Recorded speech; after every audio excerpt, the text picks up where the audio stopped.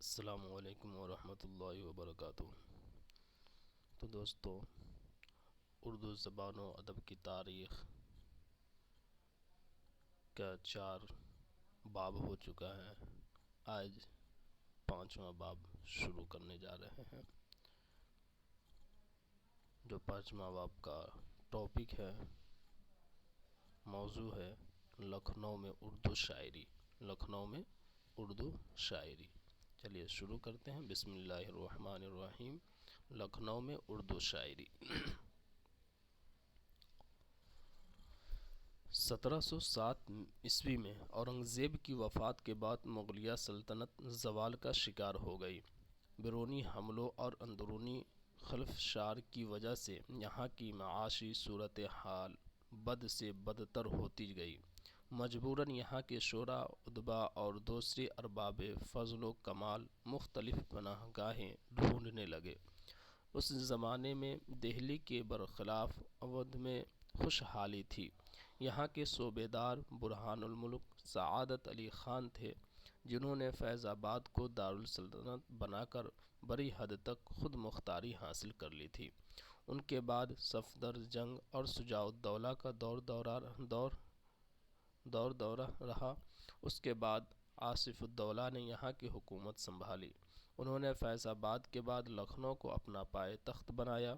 ان کی سخاوت کا ہر طرف شہرہ تھا،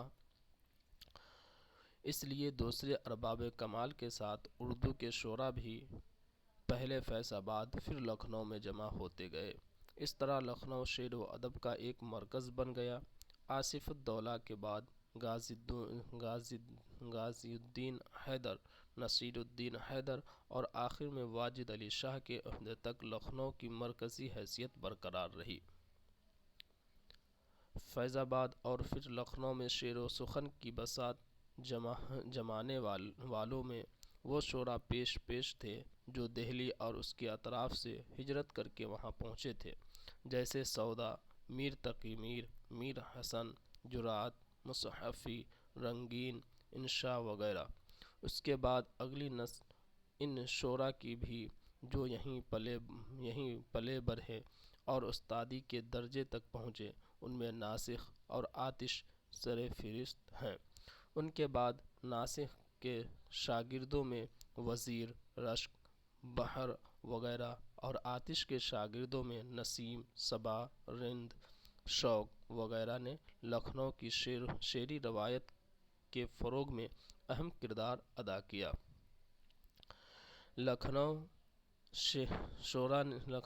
لکھنوی شعراء نے صنف مرثیہ کی طرف بھی توجہ کی اور اسے درجہ کمال تک پہنچا دیا۔ مرثیہ گو شعراء میں خلیق و ضمیر اور انیس سو دبیر نے خاص طور پر شہرت حاصل کی۔ بعد میں اوج، مونس، انس، عشق، وحید وغیرہ نے مرثیہ گوئی کی اس روایت کو جاری رکھا۔ ریختہ کی بنیاد بھی لکھنؤ ہی میں پڑی۔ انشا، رنگین، جان صاحب نے اس میں شہرت پائی۔ واسوخت میں بھی یہاں نئی نئی راہیں نکالی گئیں۔ امانت کا نام اس باب میں سر فہرست ہے۔ لکھنؤ میں شعر و ادب کے مطالعے کو 3 ادوار میں تقسیم کیا گیا ہے۔ یعنی اس کو 3 دور میں تقسیم کیا گیا ہے۔ تو چلیے پہلا دور دیکھتے ہیں۔ لکھنؤ میں اردو شاعری کا پہلا دور دہلی کے طرز پر ہی شروع ہوا، جس میں سادگی اور صداقت پسندی کو اہمیت حاصل تھی۔ تاہم رفتہ رفتہ لکھنؤ کی شاعری نے اپنی الگ شناخت قائم کی۔ زبان و بیان اور لب و لہجے میں تبدیلی کے علاوہ افکار و تصورات میں بھی نمایاں تبدیلیاں رونما ہوئیں۔ آہستہ آہستہ رنگینی، تکلف اور تصنع کو اہمیت حاصل ہوتی گئی۔ پہلے دور سے تعلق رکھنے والے شعراء میں مصحفی، جرأت، انشا، رنگین اور شاہ نصیر کے نام اہم ہیں۔ یہ وہ شعراء ہیں جو دہلی سے ترک وطن کر کے لکھنؤ پہنچے تھے۔ مصحفی 1747 یا 50 میں پیدا ہوئے اور 1824 یا 25 میں وفات پائی۔ ان کا نام شیخ غلام حمدانی تھا۔ اصلاً امروہہ کے رہنے والے تھے، تلاش معاش کے سلسلے میں مختلف شہروں کا سفر کیا۔ انولہ، ٹانڈہ، بریلی، دہلی وغیرہ میں مقیم رہنے کے بعد بالآخر لکھنؤ میں مرزا سلیمان شکوہ کے ملازم ہوئے۔ سلیمان شکوہ کے دربار سے انشاء اللہ خاں انشا کی وابستگی کے بعد انشا اور مصحفی میں ٹھن گئی۔ دونوں ایک دوسرے کو کمتر ثابت کرنے پر تل گئے۔ مصحفی نہایت پرگو شاعر تھے۔ انہوں نے غزلوں کے علاوہ دوسری اصناف سخن میں بھی طبع آزمائی کی ہے۔ اردو کے آٹھ دواوین کے علاوہ ایک دیوان قصائد اور متعدد مثنویات ان کی قادر الکلامی کا ثبوت ہے۔ ان کی شاعری میں دہلوی اور لکھنوی دونوں رنگ شامل ہیں۔ انہوں نے فارسی میں بھی 3 دیوان مرتب کیے اور شعرائے فارسی و اردو کے 3 تذکرے بھی لکھے۔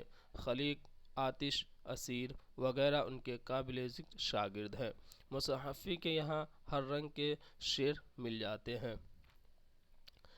چلی بھی جا جرسے گنچا کی صدا پہ نسیم، چلی بھی جا جرسے گنچا کی صدا پہ نسیم، کہیں تو قافلہ نو بہار ٹھہرے گا، کہیں تو قافلہ نو بہار ٹھہرے گا، تیرے کوچے اس بہانے مجھے دن کو رات کرنا، تیرے کوچے اس بہانے مجھے دن کو رات کرنا، کبھی اس سے بات کرنا کبھی اس سے بات کرنا، کبھی اس سے بات کرنا کبھی اس سے بات کرنا، خواب تھا یا خیال تھا کیا تھا، خواب تھا یا خیال تھا کیا تھا، ہجر تھا یا وصال تھا کیا تھا، ہجر تھا یا وصال تھا کیا تھا۔ مصحفی ہم تو یہ سمجھے تھے کہ ہوگا کوئی زخم، مصحفی ہم تو یہ سمجھے تھے کہ ہوگا کوئی زخم، تیرے دل میں تو بہت کام رفو کا نکلا، تیرے دل میں تو بہت کام رفو کا نکلا۔ جرأت 1748 یا 49 میں پیدا ہوئے، 1809 یا 10 میں وفات پائی۔ ان کا نام شیخ یحییٰ امان قلندر بخش تھا۔ ان کے آباء و اجداد مغلیہ دربار سے وابستہ تھے۔ دہلی کے حالات خراب ہوئے تو جرأت ترک وطن کر کے پہلے فیض آباد پھر لکھنؤ پہنچے۔ ان دنوں لکھنؤ میں مرزا سلیمان شکوہ شورا کی سرپرستی کرنے والوں میں سر فہرست تھے۔ جرأت بھی سلیمان شکوہ کے دربار سے منسلک ہو گئے۔ جرأت کے بارے میں مشہور ہے کہ عین جوانی میں نابینا ہو گئے تھے۔ ان کی تعلیم تو معمولی تھی لیکن زبان پر انہیں بڑی قدرت حاصل تھی۔ علم نجوم اور فن موسیقی کے بھی ماہر تھے۔ ستار بہت عمدہ بجاتے تھے۔ زندہ دل تھے۔ ان کی شاعری ان کی زندہ دلی کی مظہر ہے۔ معاملات عشق کے بیان میں وہ نہایت بے باک تھے۔ اپنے استاد ظفر علی خاں حضرت دہلوی کی طرح انہوں نے بھی معاملہ بندی کی راہ اختیار کی۔ انہوں نے مرثیے، مثنویہ اور قطعہ بھی کہے، لیکن غزل ان کا خاص میدان ہے۔ جرأت نے واسخت، شہر آشوب اور ریختی میں بھی طبع آزمائی کی ہے۔ آئے جو میرے پاس تو منہ پھیر کے بیٹھے، آئے جو میرے پاس تو منہ پھیر کے بیٹھے، یہ آج نیا آپ نے دستور نکالا ہے، یہ آج نیا آپ نے دستور نکالا ہے۔ پری سا جو مکھرا دکھا کر چلے، پری سا جو مکھرا دکھا کر چلے، مجھے تم دیوانہ بنا کر چلے، مجھے تم دیوانہ بنا کر چلے۔ باتوں سے کٹے کس کی بھلا راہ ہماری، باتوں سے کٹے کس کی بھلا راہ ہماری، غربت کے سوا کوئی نہیں ہم سفر اپنا، غربت کے سوا کوئی نہیں ہم سفر اپنا۔ انشاء اللہ خاں انشا 1752 یا 56 میں پیدا ہوئے، 1817 عیسوی میں وفات پائی۔ ان کا نام انشاء اللہ خاں انشا تھا۔ وہ مرشد آباد میں پیدا ہوئے۔ اپنے والد ماشاء اللہ خان کے ساتھ 79 کے آس پاس لکھنؤ پہنچے، پھر دہلی میں شاہ عالم کے دربار سے وابستہ ہو گئے۔ ان شاہ بڑے صاحب علم و فضل تھے، انہیں کئی زبانوں پر قدرت حاصل تھی، وہ بہت ذہین، بے باک اور حساس تھے۔ 16-17 برس دہلی میں گزارنے کے بعد لکھنؤ چلے گئے اور وہاں کی ادبی فضا پر چھا گئے۔ جرأت و مصافی کے ساتھ انشا کے معرکے بھی قابل ذکر ہیں۔ انشا نے صرف دربار کی جان تھے بلکہ ان کا شمار اپنے عہدے کے اہم ترین شعراء میں ہوتا ہے۔ انشا نے مختلف اصناف میں طبع آزمائی کی، غزل میں انہیں امتیاز حاصل تھا۔ فارسی کلیات کے علاوہ ان کی کتاب دریائے لطافت سے ان کے علم و فضل کا پتہ چلتا ہے۔ رانی کیتکی کی کہانی اور سلک گہر ان کی مختصر داستانیں ہیں۔ رانی کیتکی کی کہانی میں انشا نے یہ اہتمام کیا ہے کہ عربی فارسی کا کوئی لفظ نہ آنے پائے۔ ریختہ میں بھی ان کا ایک دیوان موجود ہے۔ طبیعت کے اس رجحان کے باوجود مشکل پسندی، عالمانہ خیال، آرائی، سنگلاخ زمینیں اور تراکیب بھی ان کے کلام کی نمایاں خصوصیات ہیں۔ انہوں نے ہندی کے سبک و شیریں الفاظ کے ساتھ ساتھ کہیں کہیں انگریزی الفاظ کا استعمال بھی کیا ہے۔ کمر باندھے ہوئے چلنے کو یاں سب یار بیٹھے ہیں، کمر باندھے ہوئے چلنے کو یاں سب یار بیٹھے ہیں، بہت آگے گئے باقی جو ہیں تیار بیٹھے ہیں، بہت آگے گئے باقی جو ہیں تیار بیٹھے ہیں، نہ چھیڑ اے نکہت باد بہاری راہ لگ اپنی، نہ چھیڑ اے نکہت باد بہاری راہ لگ اپنی، تجھے اٹکلیاں سوجھی ہے ہم بیزار بیٹھے ہیں، تجھے اٹکلیاں سوجھی ہے ہم بیزار بیٹھے ہیں، بھلا گردش فلک کی چین دیتی ہے کسے انشا، بھلا گردش فلک کی چین دیتی ہے کسے انشا، غنیمت ہے کہ ہم صورت یہاں دو چار بیٹھے ہیں، غنیمت ہے کہ ہم صورت یہاں دو چار بیٹھے ہیں، نزاکت اس گلِ رعنا کی دیکھو انشا، نزاکت اس گلِ رعنا کی دیکھو انشا، نسیم صبح جو چھو جائے رنگ ہو میلا، نسیم صبح جو چھو جائے رنگ ہو میلا۔ رنگین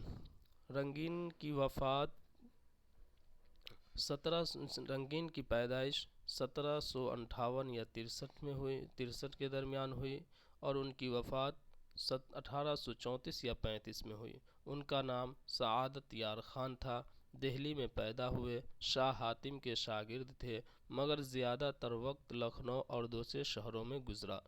وہ کئی زبانیں جانتے تھے۔ ان کے مزاج میں سوخی تھی جس کا اثر ان کی شاعری پر بھی پڑا۔ رنگین عیش و عشرت کی زندگی کے دل دادہ تھے۔ مجالس رنگین ان کی مشہور کتاب ہے جس میں انہوں نے اپنے دور کی ادبی مجلسوں اور مشاعروں وغیرہ کا ذکر کیا ہے۔ امتحان رنگین بھی ان کی معروف کتاب ہے۔ انہوں نے غزلیں بھی کہیں اور دوسری شعری اصناف میں بھی طبع آزمائی کی۔ کہا جاتا ہے شمالی ہند میں ریختہ کہنے والے پہلے شاعر رنگین ہیں۔ ریختہ میں عورتوں کے خاص محاورے، فقرے اور ان کے روز مرہ کا استعمال کثرت سے کیا جاتا ہے۔ رنگین نسوانی زبان کا خوش اسلوبی سے استعمال کرتے ہیں۔ سلطان ٹیپو شہید کے عنوان سے ان کا ایک قصیدہ بھی مشہور ہے۔ غالب کے معاصر شاہ غمگین گوالیاری رنگین کے شاگرد تھے۔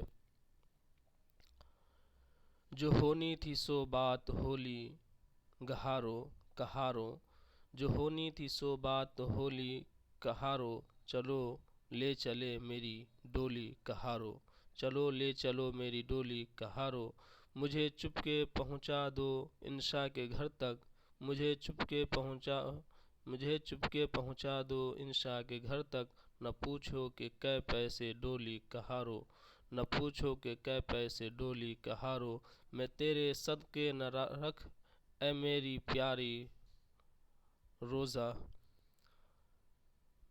میں تیرے صدقے نہ رکھ اے میری پیاری روزہ بندی رکھ لے گی تیرے بدلے ہزاری روزہ بندی رکھ لے گی تیرے بدلے ہزاری روزہ۔ شاہ نصیر کی پیدائش 1760 یا 61 میں ہوئی۔ ان کی وفات 1838 میں ہوئی۔ شاہ نصیر کا وطن دہلی تھا۔ ماں باپ کے اکلوتے تھے۔ ناز و نعمت میں پرورش ہوئی، اس لیے تعلیم ادھوری رہ گئی۔ شعر و شاعری کا شوق بچپن سے تھا۔ شاہ محمدی مائل سے اصلاح لیا کرتے تھے۔ انہوں نے لکھنؤ کے کئی سفر کیے۔ یہاں آتش و ناسخ سے مشاعروں میں معرکہ آرائیاں بھی رہیں۔ وہ یہاں کے مشاعروں پر اثر انداز بھی ہوئے اور ان کے رنگ سخن سے متاثر بھی۔ آخر میں وہ حیدرآباد چلے گئے تھے، وہیں وفات پائی۔ شاہ نصیر کے کلام میں خارجیت، تصنع اور رعایت لفظی کا عنصر زیادہ ہے۔ انہیں مشکل زمینوں میں شعر کہنے کا ملکہ تھا۔ ذوق، مومن اور ظفر ان کے مشہور شاگرد ہیں۔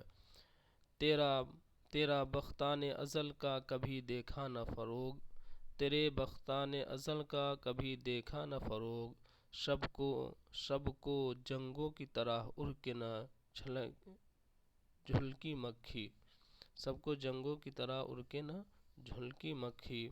شیشہ باد گل رنگ پٹک دے ساقی، شیشہ باد گل رنگ پٹک دے ساقی، جامِ سبز میں دیکھے جو تنے سرخ تیرا، جامِ سبز میں دیکھے جو تنے سرخ تیرا، خیال زلف بتا میں نصیر پیٹا کر، خیال زلف بتا میں نصیر پیٹا کر، گیا ہے سانپ نکل اب لکیر پیٹا کر، گیا ہے سانپ نکل اب لکیر پیٹا کر۔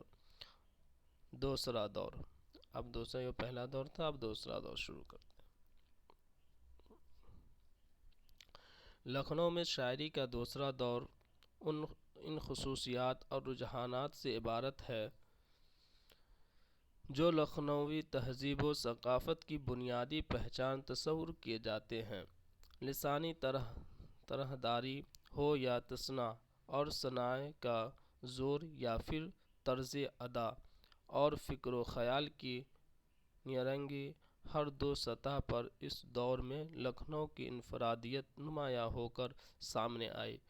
اس دور کے نمائندہ شعراء میں آتش، ناسک، شوق اور نسیم وغیرہ کے نام خاص اہمیت کے حامل ہیں۔ اس دور کی شاعری میں غزل کے علاوہ مثنوی کو خصوصی فروغ حاصل ہوا۔ آتش خواجہ حیدر علی آتش کی پیدائش 1768 عیسوی میں ہوئی۔ ان کی وفات 1847 عیسوی میں ہوئی۔ ان کا نام خواجہ حیدر علی تھا۔ ان کے والد خواجہ علی بخش دہلی چھوڑ کر فیض آباد میں بس گئے تھے۔ آتش فیض آباد میں پیدا ہوئے۔ کم سنی میں ہی یتیم ہو جانے کی وجہ سے وہ اعلیٰ تعلیم حاصل نہ کر سکے۔ نواب محمد تقی خاں ہوس کے یہاں ملازم ہو گئے۔ انہی کے ہمراہ فیض آباد سے لکھنؤ پہنچے۔ لکھنؤ میں مصحفی کی شاگردی اختیار کی، لیکن کسی بات پر خفا ہو کر رشتہ توڑ لیا۔ آتش کے مزاج میں قناعت تھی، فقیرانہ زندگی بسر کرتے تھے۔ دربار سرکار سے ضبط انہیں پسند نہ تھا۔ مفلسوں اور محتاجوں سے ان کی خوب بنتی تھی۔ ان کی شاعری میں لکھنوی طرز نمایاں ہے۔ انہوں نے صنعتوں سے خوب کام لیا اور جذبات و احساسات کو بھی بڑے سلیقے سے نبھائے ہیں۔ ان کے یہاں اخلاقی مضامین اور مسائل تصوف کے ساتھ ساتھ بلند خیالی اور حسن بیان بھی ہے۔ درج ذیل اشعار سے ان کے رنگ سخن کا اندازہ لگایا جا سکتا ہے۔ سفر ہے شرط مسافر نواز بہترے، سفر ہے شرط ہے مسافر نواز بہترے، ہزار ہاں شجر سایہ دار راہ میں ہے، ہزار ہاں شجر سایہ دار راہ میں ہے۔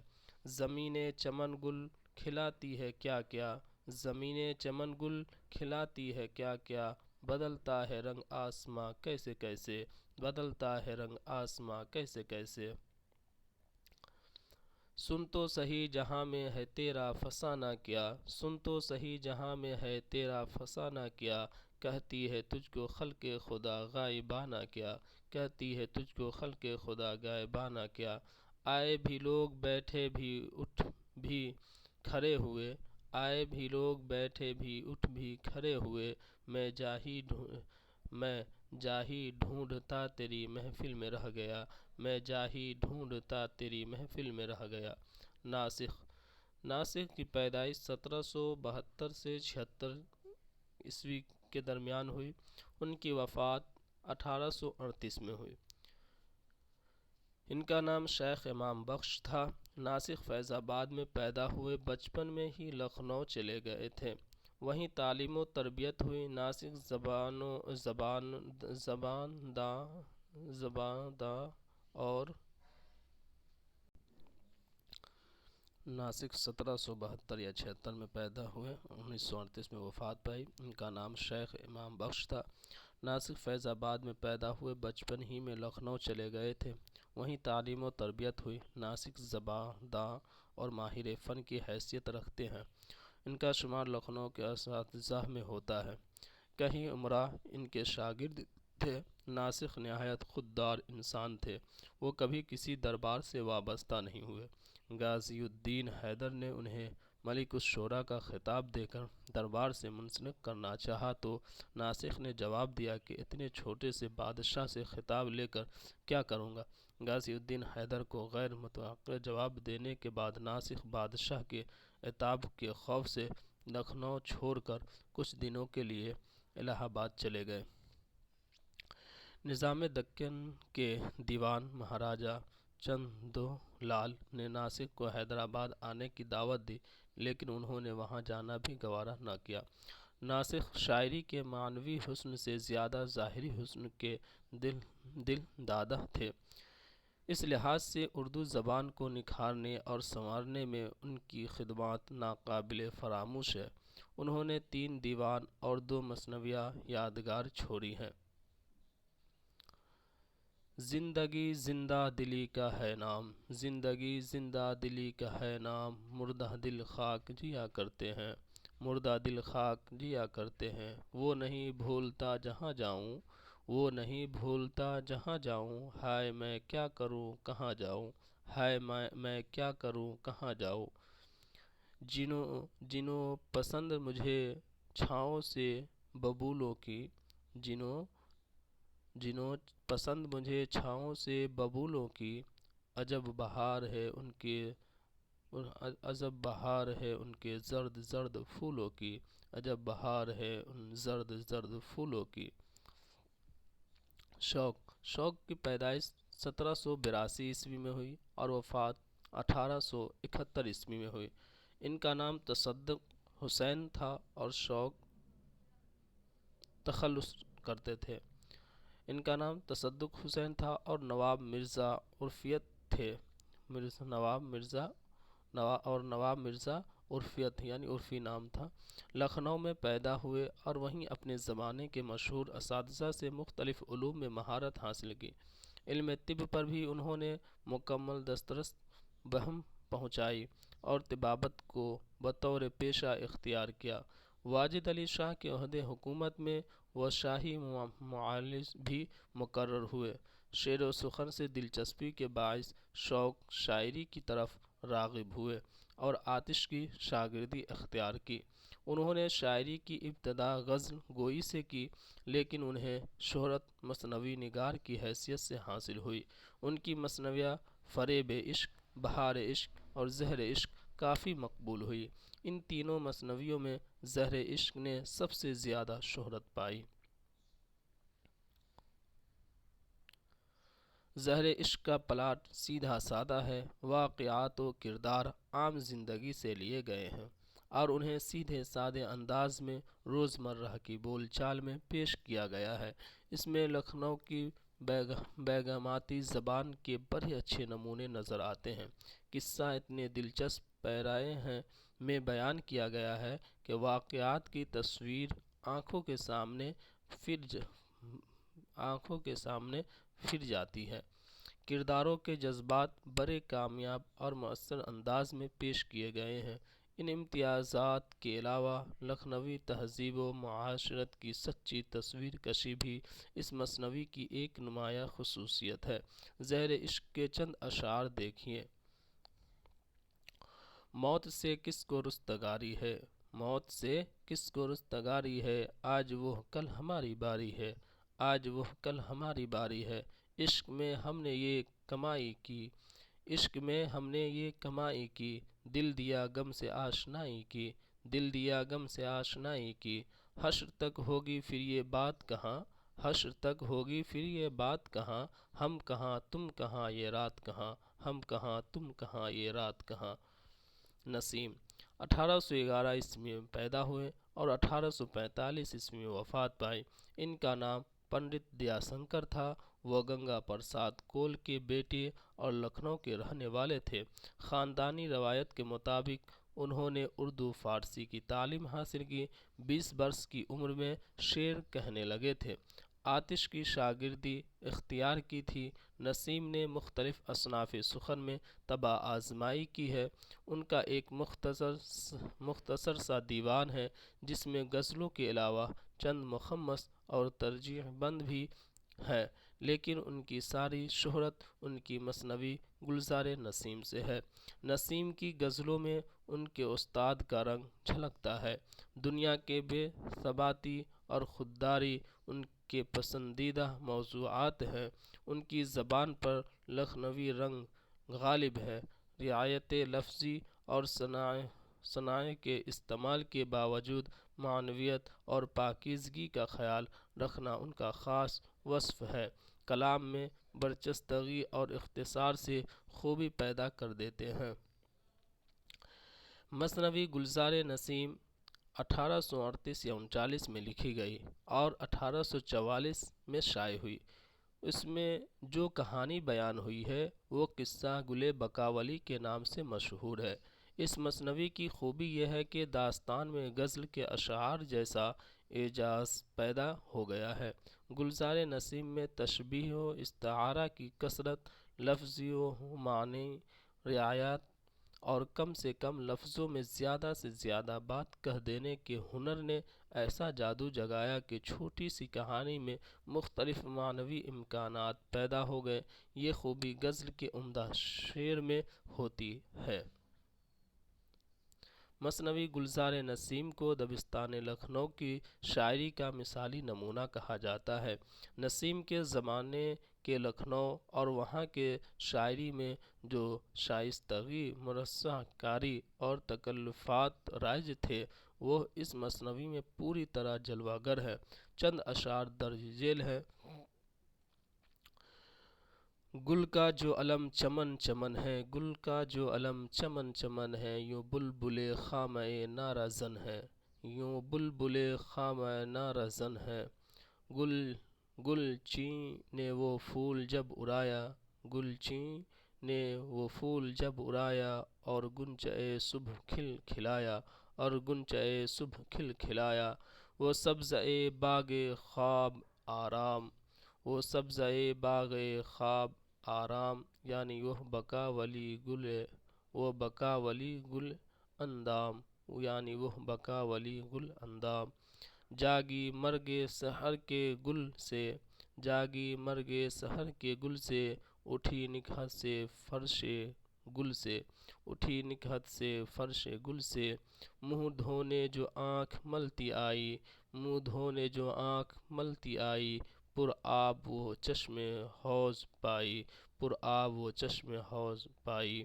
دیکھا تو وہ گل ہوا ہوا ہے، دیکھا تو وہ گل ہوا ہوا ہے، کچھ اور ہو گل کھلا ہوا ہے، کچھ اور ہی گل کھلا ہوا ہے۔ گھبرائی کہ ہیں کدھر گیا گل، گھبرائی کہ ہیں کدھر گیا گل، جھنجھلائی کہ کون دے گیا جل، جھنجھلائی کہ کون دے گیا جل۔ ہے میرا پھول لے گیا کون، ہے میرا پھول لے گیا کون، ہے مجھے خار دے گیا کون، ہے مجھے خار دے گیا کون۔ ہاتھ اس پہ اگر پرا نہیں ہے، ہاتھ اس پہ اگر پرا نہیں ہے، بو ہو کے تو گل ارا نہیں ہے، بو ہو کے گل بو ہے، بل ہو کے تو گل ارا نہیں ہے، نرگس تو دیکھا کدھر گیا گل، نرگس تو دیکھا کدھر گیا گل، سوسن تو بتا کدھر گیا گل، سوسن تو بتا کدھر گیا گل، سنبھل میرا تازیانہ لانا، سنبھل میرا تازیانہ لانا، شمشاد انہیں سولی پہ چڑھانا، شمشاد انہیں سولی پر چڑھانا۔ تیسرا دور اردو میں مرثیہ گوئی کی روایت، تیسرا دور اردو میں مرثیہ گوئی کی روایت۔ دبستان لکھنؤ کے تیسرے دور کی شاعری کا امتیازی وصف مرثیہ نگاری ہے۔ اس دور میں مرثیہ نگاری نے سب سے زیادہ ترقی کی۔ مرثیہ نگاروں کے حوالے سے جن شعراء کو بقائے دوام حاصل ہوئی ان میں میر انیس اور مرزا دبیر کے نام سب سے زیادہ اہم ہیں۔ اردو مرثیے کی شروعات دکن سے ہوئی۔ شمالی ہند میں مرزا محمد رفیع سودا اور میر تقی میر نے اس میں کامیاب تجربے کر کے اس صنف کو اور ترقی دی۔ میر مستحسن خلیق، میر مظفر حسین ضمیر اور مرزا جعفر علی فصیح نے مرثیے کو ترقی کی اعلیٰ منزلیں طے کرائیں۔ بالخصوص مرثیے کے مختلف اجزائے ترکیبی میں تمہید، سراپا، رخصت، آمد، رجز، جنگ، شہادت اور بین کا تعین میر ضمیر ہی سے منسوب ہے۔ یہ کہنا مبالغہ نہ ہوگا کہ لکھنؤ میں اس صنف نے شاعری میں توازن پیدا کیا اور اعلیٰ اخلاقی اقدار کی ترجمانی کی۔ میر انیس اور مرزا دبیر کے عہدے میں یہ صنف اپنے درجۂ کمال کو پہنچی اور بعد میں آنے والے مرثیہ گویوں نے اسی طرز اور ترتیب کی پیروی کی۔ میر انیس 1802 یا 3 میں پیدا ہوئے اور ان کی وفات 1874 عیسوی میں ہوئی۔ ان کا نام میر ببر علی تھا۔ فیض آباد میں پیدا ہوئے۔ وہ میر حسن کے پوتے تھے۔ میر انیس کے والد میر مستحسن خلیق بھی ایک باکمال شاعر تھے۔ امجد علی شاہ کے عہدے میں فیض آباد سے لکھنؤ چلے آئے اور آخر عمر تک وہیں رہے۔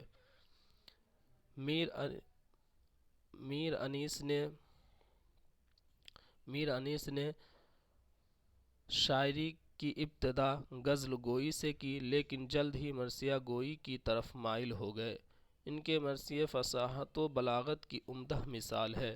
میر انیس کو منظر نگاری، کردار نگاری اور رزم نگاری میں کمال حاصل تھا۔ واقعات اس طرح بیان کرتے ہیں کہ تصویر آنکھوں کے سامنے آ جاتی ہے۔ نادر تشبیہیں، دلکش استعارے، آسان زبان ان کے کلام کی خصوصیات ہیں۔ میر انیس کی زبان عام فہم ہونے کے باوجود شگفتہ اور دلکش ہے۔ میر انیس نے مرثیے کے علاوہ غزلیں، رباعیاں اور سلام بھی کہے ہیں۔ ان کی مراثی 5 جلدوں میں شائع ہوئے ہیں۔ زبان و بیان کی مختلف خصوصیات کے ساتھ ساتھ اخلاقی اقدار کی ترجمانی اور مقامی تہذیب کی عکاسی نے ان مرثیوں کی مقبولیت میں غیر معمولی اضافہ کر دیا ہے۔ ان کے مرثیے کے کچھ بند درج ذیل ہیں۔ ٹھنڈی ٹھنڈی وہ ہوائیں وہ بیاباں وہ سحر، ٹھنڈی ٹھنڈی وہ ہوائیں وہ بیاباں وہ سحر، دم بدم جھومتے تھے وجد کے عالم میں شجر، دم بدم جھومتے تھے وجد کے عالم میں شجر، اوس نے فرش زمرد پہ بچھائے تھے گوہر، اوس نے فرش زمرد پہ بچھائے تھے گوہر، لوٹی جاتی تھی لہکتے ہوئے سبزے پہ نظر، لوٹی جاتی تھی لہکتے ہوئے سبزے پر نظر، دشت سے جھوم کے جب باد صبا آتی تھی، دشت سے جھوم کے جب باد صبا آتی تھی، صاف گنچوں کے چھٹکنے کی صدا آتی تھی، صاف گنچوں کے چھٹکنے کی صدا آتی تھی، وہ دشت وہ نسیم کے جھونکے وہ سبز زار، وہ دشت وہ نسیم کے جھونکے وہ سبز ہزار، پھولوں پہ جا بجا جا جا جا بے بجا وہ گوہر ہائے آبدار، پھولوں پہ جا بجا وہ گوہر ہائے آبدار، اٹھنا وہ جھوم جھوم کے شاخوں کا بار بار، اٹھنا وہ جھوم جھوم کے شاخوں کا بار بار، بالائے نخل ایک جو بلبل تو گل ہزار، بالائے نخل ایک جو بلبل تو گل ہزار، خواہاں تھے نخل گلشن زہرا جو آپ کے، خواہاں تھے نخل گلشن زہرا جو آپ کے، شبنم نے بھر دیے تھے کٹورے گلاب کے، شبنم نے بھر دیے تھے کٹورے گلاب کے۔